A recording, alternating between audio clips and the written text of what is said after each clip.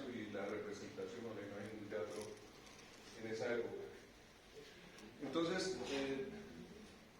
toda esa información, todo nos va diciendo cosas, nos va comentando o dialogando, casi que hablando acerca de lo que es el lugar. Luego ya vienen estos análisis más, digamos, sintéticos y un poco tratando de extraer cuáles son las condiciones que están en esa estructura para empezar a actuar, ¿no es cierto? La primera lámina casi que hicimos fue una descripción visual, ¿no? de lo que existe allí, tratando de entender. Faltan de pronto aspectos más cualitativos. También en esta lámina de pronto, esto lo van a encontrar en el Classroom, ¿no? No necesita grabar todo. A lo mejor digo cosas mal, quedan después por ahí.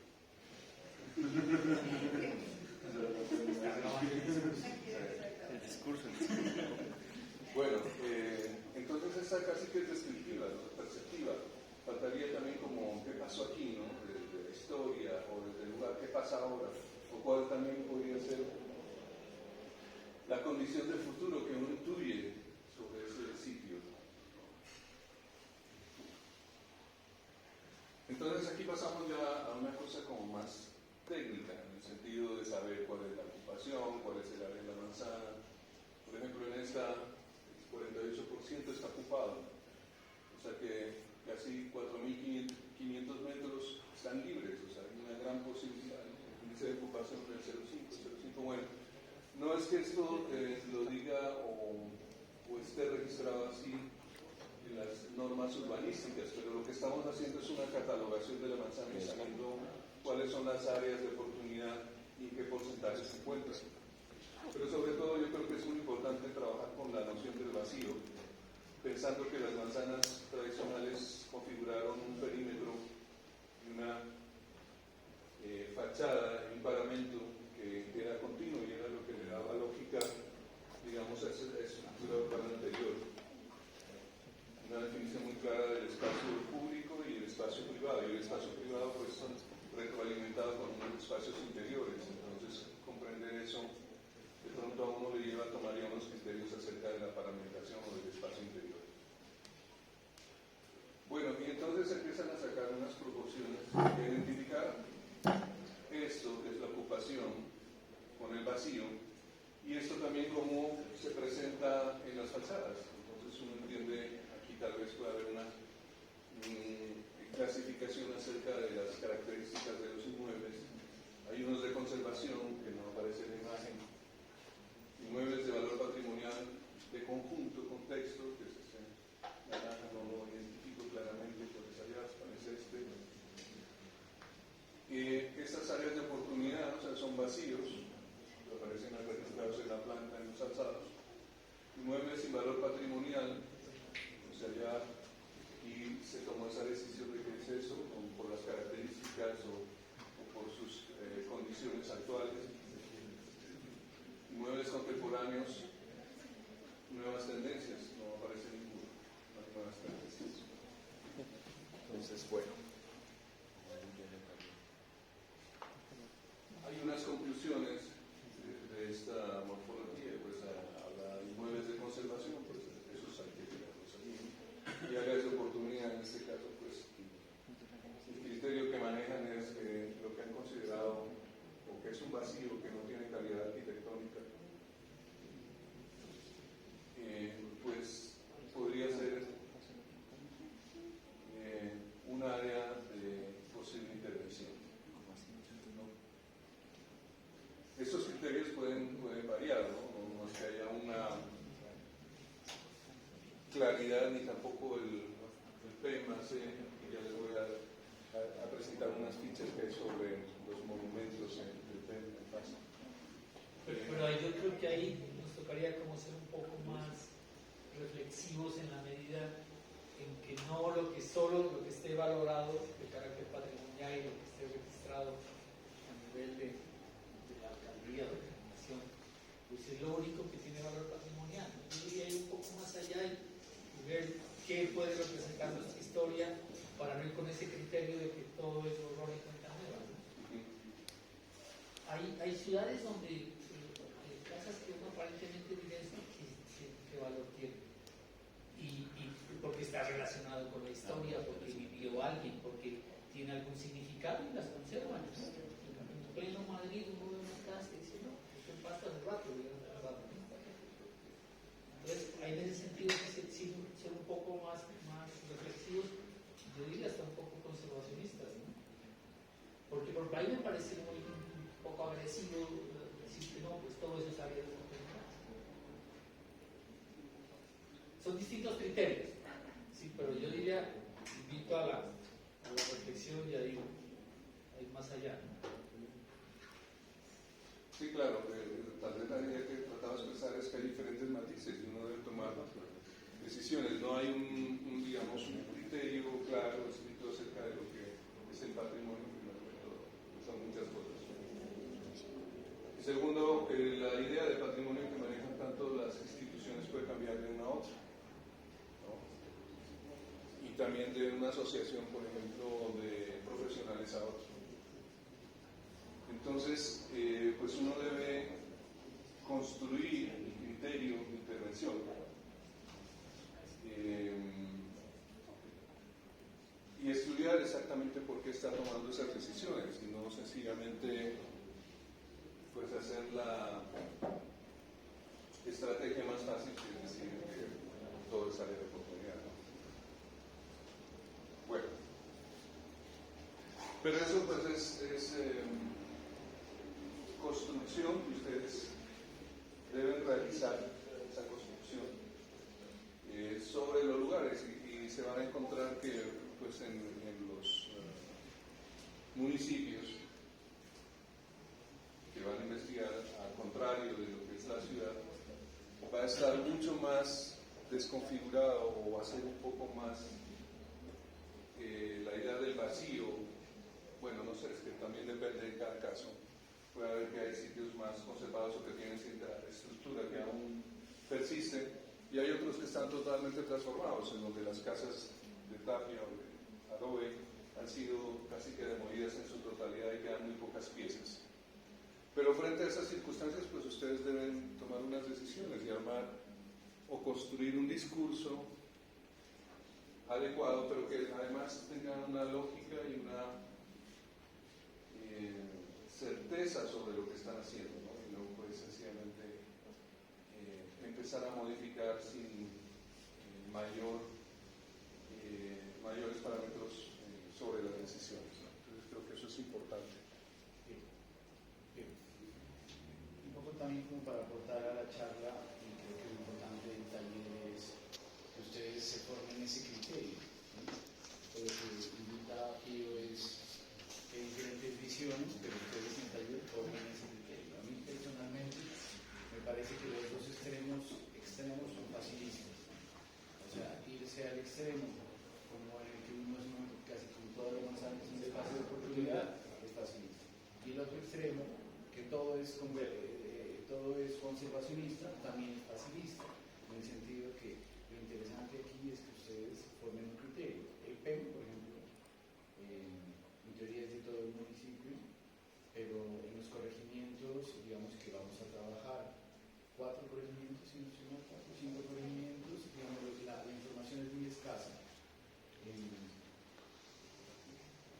En el centro histórico del perímetro urbano hay una mayor información con un instrumento de planificación, pues que ya seguramente lo van sirviendo ampliamente, por muchos criticado, porque pues ya lleva ese instrumento lleva 15 años, seguramente hay que revisarse, donde en algunos casos valora bien los números, en otros casos no los valora, ¿sí? Pero lo importante es que ustedes tengan como diferentes miradas y que al final los grupos tomen una posición, porque ante esto no hay, digamos, no hay un punto, no hay una verdad absoluta, digámoslo así, ¿listo? Y sí hacer claridad que solo quería como complementar que para mí los dos extremos son factibles, o sea, decir no, conservacionista porque está solo en el damero, porque solo está en una manzana de 80 por 80, de pronto hagamos una reflexión un poco más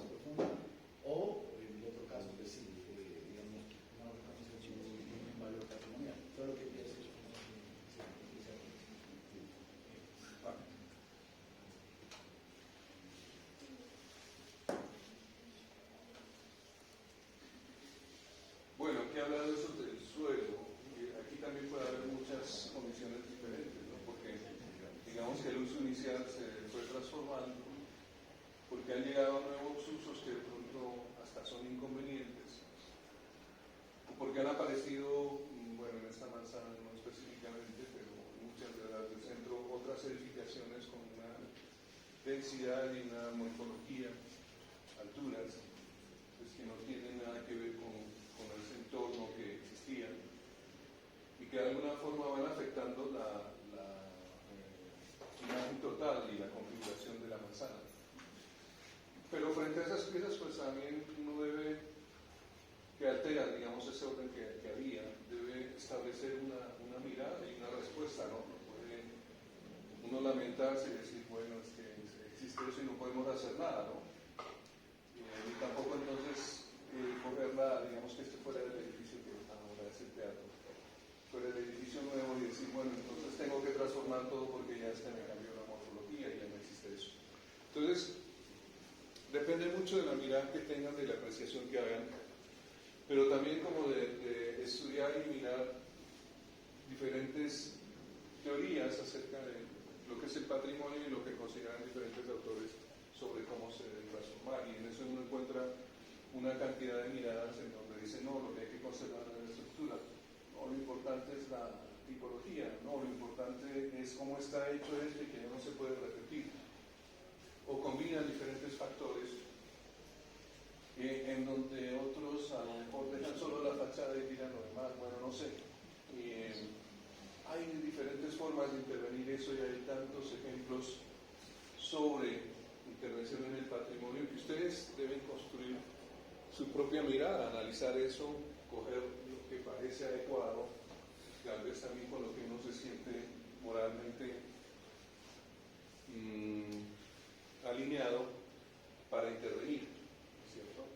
Entonces, pues claro, hay que crear toda esa sensibilidad. Yo creo que este es un taller básicamente de sensibilidad y de percibir qué es el lugar y hacia dónde va, o qué fue el lugar y cómo podría de alguna manera nuestra arquitectura recuperar algo de esa esencia. Bueno, ¿qué otra cosa tendría que decir aquí? Bueno, aquí habla de usos comerciales, uso mixto, uso institucional.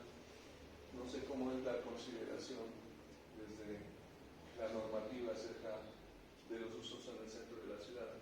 Pues eso es lo que existe, ¿no? Esta es la descripción de lo que hay ahora, pero no sé si no creo, ¿no? Había una especie de directriz acerca de solamente se permiten estos usos. Digamos, zonificación no, como tal, es decir, aquí solo va a haber usos comerciales, ¿no? Ahí, digamos, el documento busca o permite la mixtura de usos. Lo que sí hace es que en ciertos sectores del Perú le da mayor norma para que se den procesos, digamos, de renovación mucho más fuertes que en otros, ¿sí? También tiene que ver con la cercanía de la plaza, de Nariño como eje, como centro, y en la medida que se va, digamos, alejando de las manzanas, pues tiene un menor grado de protección patrimonial. Y hay unas manzanas donde prácticamente las libera de toda, digamos, restricción, digamos. Y claro, esas liberaciones son las que han generado precisamente en algunos puntos controversia. Al final no se ha desarrollado ninguna, se ha hecho un desarrollo previo y no se ha liberado, digamos, ese circunstado de la 27 hacia el norte, porque dice la norma que deben ser unas intervenciones tipo, pues como integración inmobiliaria, un plan parcial, donde todos los predios deben unirse y hacer una sola intervención. Y eso, pues, desde la teoría urbana es muy bonita, desde la práctica es imposible, porque poner de acuerdo a 100 propietarios con sus intereses. Con sus intereses. Entonces, tiene eso. Y lo que sí se ha ido dando es previo, y claro, en ese previo, pues se ha ido como acabando el patrimonio, ¿no? Pero por otro lado, el interés que sí hay, digamos, es volver a revitalizar el centro, ¿no? Sí. Que la vivienda vuelva al centro, claro. O sea, los centros históricos han tenido con esta tendencia de desalojarse y hoy en día, digamos, existe toda una corriente a otra vez volver a habitar el centro, ¿no? Que la vivienda vuelva al centro, que la actividad residencial sea la actividad más importante del centro. digamos que la norma lo permite y en teoría también lo usa. Lo difícil es precisamente ya la aplicación de la norma y traer aquí como todos los intereses de una manzana, por ejemplo, para hacer intervenciones más grandes, para hacer una intervención más grande de vivienda. Y lo que parecía es que la lógica del mercado pues, es mucho más fuerte que la norma y la tendencia sí a desalojar lo que eran las casas de vivienda y ahora son locales comerciales. Eso no estoy diciendo que esté bien o mal, sino que es un poco como lo que se está dando en el mercado. Y es más, cada vez uno ve menos proyectos de vivienda en el centro. O sea, yo creo que, no sé si hay alguien, no conozco, que no está tan, digamos, estaría como en el... No, pero podría hacer una operación de demoler en algún tiempo y luego construir unos edificios. Pero ahí, digamos, Tremendo, como el de la Cámara de Comercio. Sí, arriba de la Cámara de Comercio está Y ese, pasando eso. digamos, ese estaría por fuera del tema. Sí, pero era una casa. Claro, una casa. Y ese es un tema. Digamos, lo que es perverso es un perímetro, ¿no? Pues hay un perímetro del PEN que de esta manzana sí tiene protección y en la otra no. En frente ya no. Y en la frente no. Entonces, genera, digamos, lo difícil y las normas que al final no recogen precisamente esa transición, porque el plan de ordenamiento territorial no la recoge, esa transición de un perímetro en teoría patrimonial y esa transición hacia el perímetro ya que es de consolidación, que ya no tiene sus valores, como que la norma no genera esa transición. Y ese es un ejercicio clave, ¿no? Que tú dices, yo no sé el PEN dónde llega, pero tienes esos edificios. No, hasta la 28 creo que llega. Hasta la 28. Sí, hasta la 28. Entonces, ahí, ¿cuál es el...? No existe, ¿no? Esa transición. Bueno, pero desde el ejercicio académico, pues, nosotros podemos tener una visión más reflexiva, sin menos la lógica comercial, que vaya más allá de la mera lógica comercial.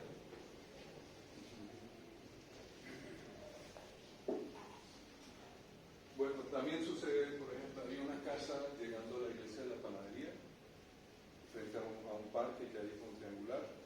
Una casa excelente, estaba en buenas condiciones y de pronto la demolieron y dejaron un parqueadero. Y no han hecho nada más, pero es un parqueadero. Y la otra esa neoclásica que había más abajo. ¿Cuál sería la? Ahí mismo, la panadería, pero bajando. Sí, bajando de esa. Porque la una es en la esquina, la una es en la esquina. No, en el centro de la manzana. Ah, bueno, porque la de la esquina, más tirando a la esquina, también hicieron lo mismo. Ya. O sea, había dos, la casa republicana, que la convirtieron en parqueadero, y al lado había una neoclásica, un tiempo, una guardería. O sea, era bien interesante. Sí, eso es lo que te hablaba. Todo eso termina siendo parqueadero. Es más Sí, rentable pero- tener un parqueadero que tener una Ojo, casa llena. también lo que está haciendo Cuellar, el mismo Cuellar, perdón que diga el nombre específicamente, ¿no? Pero atrás del Hotel Cuellar vació toda la manzana, ¿no? Entonces, ¿qué irá a hacer allí, no? Ha ido creciendo el hotel, que no Sí. y por partes, sí. Entonces, no, muy extraños los procesos y no pasa nada, ¿no? O sea, no pasa nada. Y dentro del ejercicio que ustedes tienen ahora, hay dos casas que están empezando ese proceso, que son en donde están los colegios municipales. Y también hay un proyecto de vivienda que está parado ahí, me imagino, por la cuestión de la licencia por la curaduría 1. En ese proyecto, en esa manzana en la que vamos a trabajar, Sí, va a haber un proyecto de vivienda. sí, ahí está la licencia. Entonces, nada, pues también una reflexión sobre eso. Pero bueno, el Pasto van a encontrar, digamos, como un escenario mucho más construido. En los pueblos no. Va a ser mucho más difícil establecer esas diferencias también porque, digamos, que los casos van a ser muy pequeños y seguramente las transformaciones más radicales. Pero entonces, pues ustedes deben ir, digamos, con todos los elementos descriptivos, identificando las cosas, analizando, dando un criterio. O sea, armar un criterio quiere decir que es una idea o un concepto lleno de formulaciones lógicas y que están respaldadas en unas cosas reales, en que no son sencillamente ideas formales o abstractas, o eso que no tienen que ver con el lugar, sino al contrario, se trata estrictamente al análisis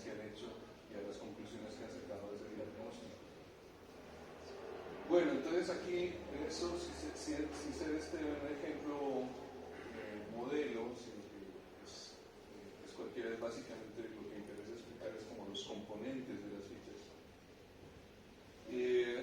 Aquí viene otra descripción de eso, de los usos del suelo y cuáles son las conclusiones, o sea, que se pueden intervenir, lo que no se puede intervenir, aquí está interviniendo todo.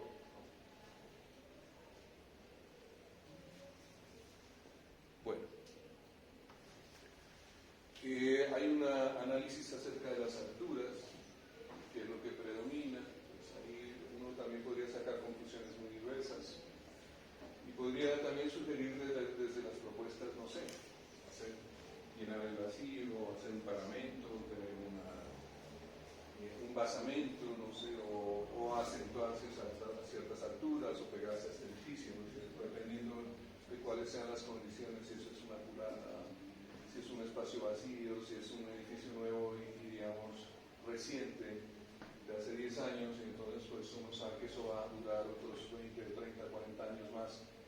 Pues pensar en quitarlo, no sé, es como ya difícil, casi que imposible, ¿no? Construcciones que de pronto, como decía Osvaldo, no tienen una caracterización arquitectónica muy definida, pero que sin embargo configuran todavía la paramentación o están dentro de la altura o todavía hay cierta noción de ocupación del espacio con el modelo anterior o tienen un modelo interesante porque vemos que todas estas casas tienen unos patios y que a lo mejor eso es lo que hay que recuperar, el tipo, ¿no es cierto? Más que la arquitectura. Entonces uno podría hacer reflexiones de todo eso y tener una conclusión, una propuesta que involucre esos aspectos. Pero eso es como haciendo una radiografía de lo que se va mirando y pudiendo sacar o extraer unas ideas fundamentales para poder intervenir. Bueno, y acá otra cosa, que esto es como un análisis de las fachadas y de los ritmos de esos elementos de fachada, ¿no? Que básicamente pues las casas antiguas responde al sistema constructivo. Y en la arquitectura moderna pues aparece ya es una liberación, digamos, de esa lógica constructiva y se permite hacer otras luces y tener mayor flexibilidad en el manejo de las fachadas, por lo cual la arquitectura va a ser mucho más diversa. Mientras que la arquitectura tradicional va a tener una lógica constructiva que impone una especie de regla formal a la cual uno puede acercarse porque es algo como bastante reciente de esa época y de ese tiempo, y que tal vez permite como identificar la arquitectura más tradicional con la historia. Bueno, esto es aquí. Estoy buscando otras fichas, hay otras que son mucho más completas que esta es muy sencilla. A ver. Esta es esto lo tenía Holman, me lo facilitó, y lo que veo es que todo es un levantamiento de edificaciones patrimoniales, templos y elementos característicos que hicieron en el CESMAC, en el año 98. Entonces aquí hay, si les sirve, pues están en alguno de esos entornos el levantamiento de esas construcciones, básicamente las iglesias, plantas, alzados, cortes, ¿no? Bueno, esto nos puede servir, por ejemplo, está dentro del entorno de la 27, ¿no? La iglesia de Santiago está aquí. Entonces les pasaré esa información. No sé, bueno, los conjuntos de iglesia básicamente están. ¿Qué es importante aquí? Que por ejemplo cuando hay un elemento que tiene unas características arquitectónicas muy definidas, claras y que tienen valor patrimonial, pues el registro de esa información es muy importante. A veces en esos entornos ustedes encuentran las iglesias, pero entonces aparece la iglesia sencillamente como un elemento abstracto, como las formas generales o la geometría que arma la fachada fachada, digamos, este cuerpo más un basamento y otra cosa y una torre. Eso es así, pero digamos que hay todo un lenguaje y una reiteración de los elementos arquitectónicos para armar una imagen total del templo y que pues esto tiene una lógica funcional, luego significativa y también constructiva que uno debe entender y que a lo mejor pueden ser elementos que inspiran a uno realizar un tipo de reflexión o de analogía con respecto al proyecto que uno está haciendo, para darle también una lógica que de pronto es mucho más de fondo y no tanto de la forma, pero para armar esos espacios entendiendo que estos elementos se encuentran dentro del contexto cercano y que pueden ser referentes. Bueno, había otro, lo cerré, que sería otro. Ah, ya.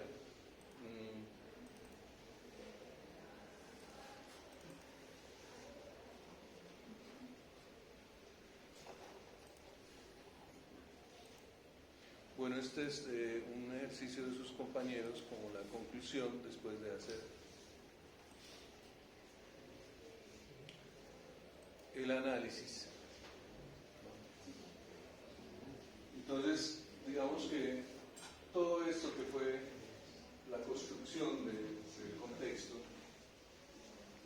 la visualización de lo que es importante, tanto desde el espacio urbano como desde los elementos arquitectónicos en este eje que tomaron, y la proximidad, digamos, en este caso interviene entre el éxito y la Casa de la Cultura, todos esos elementos que son ese hotel que hay un paso, digamos, lo llevan a reconsiderar y a tratar de configurar el interior de esa manzana y darle como compactación otra vez a pesar de las diferencias, retirando tal vez un elemento que consideraba negativo. Entonces, digamos que esa reflexión le llevó a esto, aquí todavía de forma incipiente, pero ya con unas decisiones y es pensar mucho en el vacío y solamente poner unos cuerpos donde creía que, digamos, casi que estaba armando otra vez esa noción del espacio interior y de configuración de la fachada. Y la conservación de unas alturas, el seguimiento de pronto de las líneas de cubierta. Bueno, digamos que es el inicio de ese proceso. Entonces yo creo que es importante. Todo lo que estudiamos aquí revierte en que la construcción de una primera propuesta, digamos, que uno empieza a desarrollar, o de las propuestas posteriores, tienen conciencia y son coherentes con la construcción tanto conceptual como metodológica que se ha hecho desde la y creo que es hacia allá donde se deben dirigir las propuestas. Bueno, casi todo esto hemos hablado aquí de arquitectura, ¿no? Porque esto será, siempre he trabajado la parte de equipamientos dentro de contextos patrimoniales.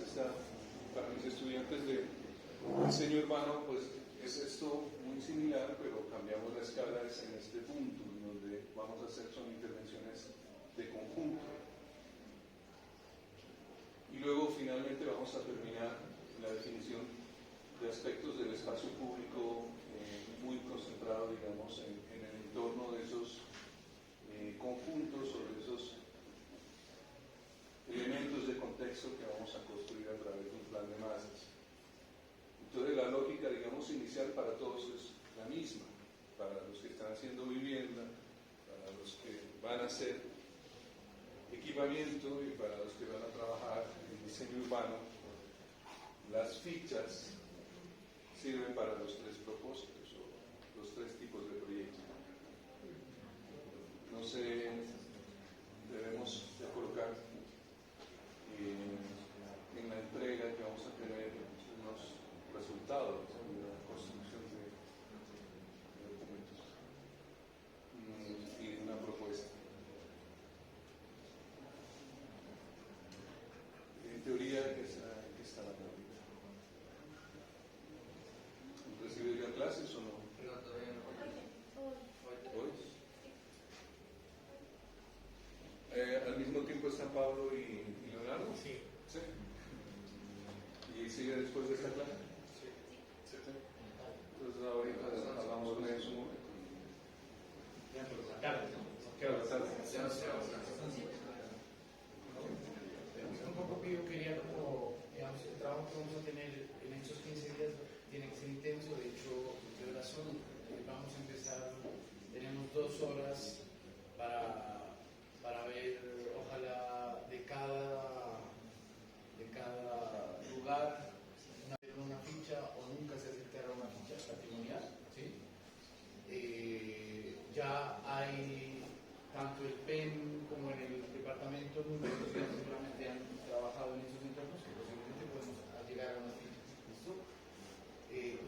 que ir al lugar, verificar si ya tienen esas fichas, si no las tienen que construir muy rápidamente el equipo.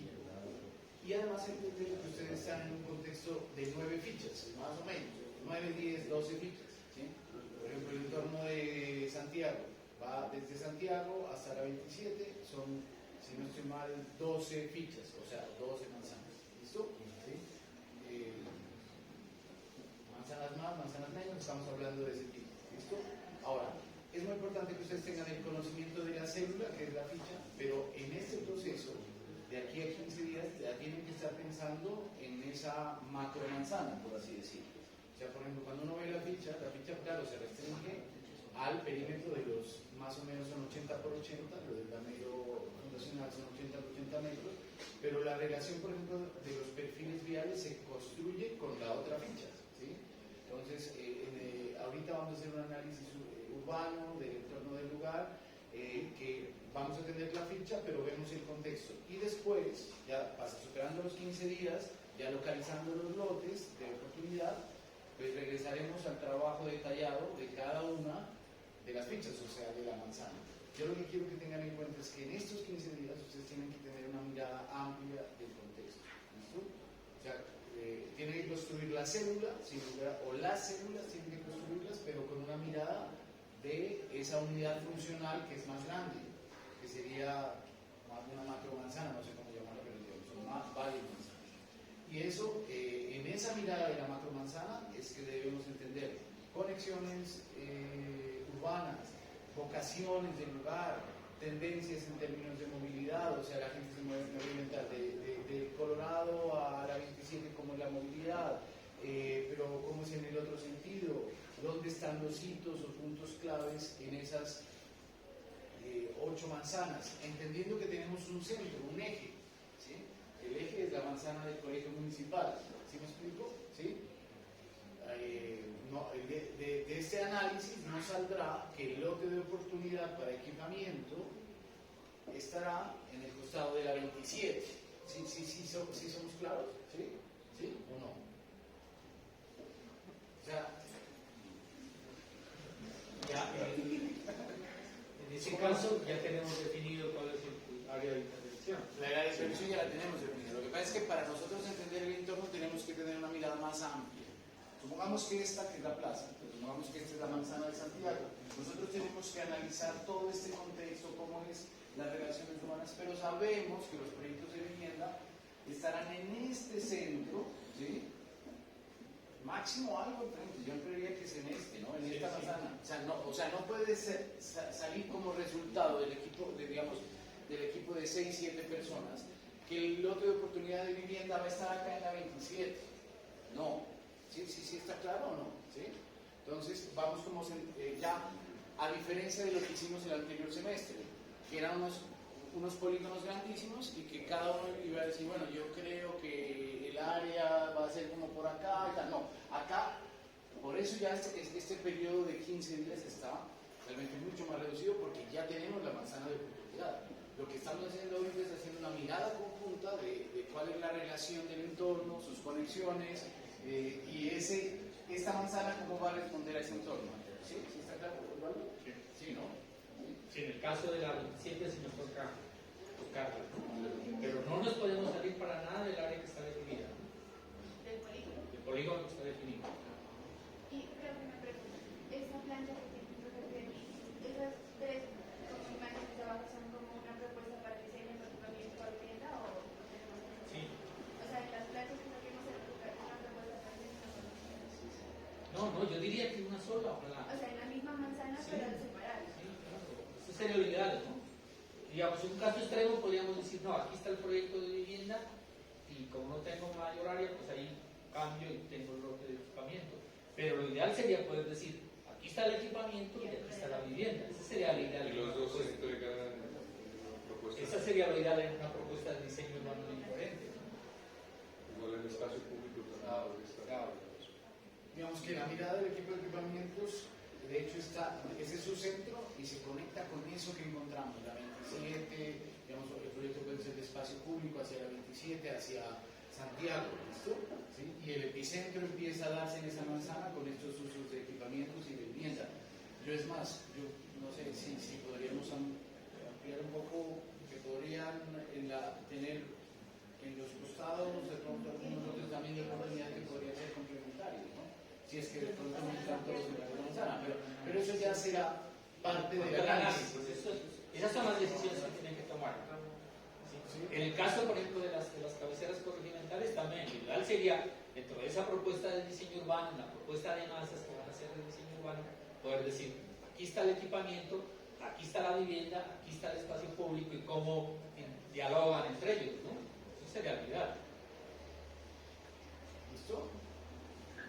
Bueno, ahora que vamos a ver algo de... Sí, miremos, porque si no, ¿cómo retroalimentamos? ¿Sí? Entonces, ¿quién pasa? Empecemos con un grupo, ¿les parece? De Santiago, ya que Estamos hablando. Lo que tengan, precisamente para poderlo retroalimentar. Porque si no muestran nada, entonces ¿cómo retroalimentamos?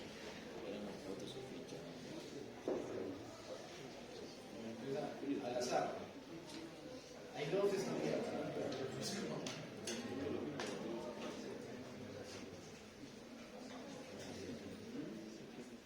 ¿Quiénes son los de Santiago? Santiago hay dos grupos. El primero en la lista, miremos los de Santiago, los Santiago. Santiago Timaná, Santiago Costilla, David Erazo, Sofía Costilla, Eva Figueroa, Lilian Quijano y David José. Las 8 fichas. De las 8 manzanas. De las 8 manzanas. ¿Sí? Más lo que ya estamos hablando, ¿no? O sea, la propuesta, todo lo que estamos trabajando. Para los grupos que, igual que en la televisión hay sesiones que no alcanzan a ser retroalimentados, pero pues están viendo, o sea, todo lo que se les dijo a los otros estudiantes, por favor, incorpórenlo en sus casos de estudio y la próxima semana, no sé, 14 manzanas para Santiago, la Milagrosa serán prácticamente 7. Creo que todos los corregimientos estaríamos hablando de casi 8 o 9 manzanas. Todas la información que hay, ¿listo? Bueno, y después de ver las fichas, ya empezamos a ver los otros elementos. Vamos a empezar por las fichas. Y buscar las áreas de oportunidad ya. O sea, la próxima sesión, o sea, de 8, necesitamos ver ya esas áreas de oportunidad. ¿Cuándo le entreguen 2 semanas? De hoy en 8 y de hoy en 15 ya viene la entrega. La próxima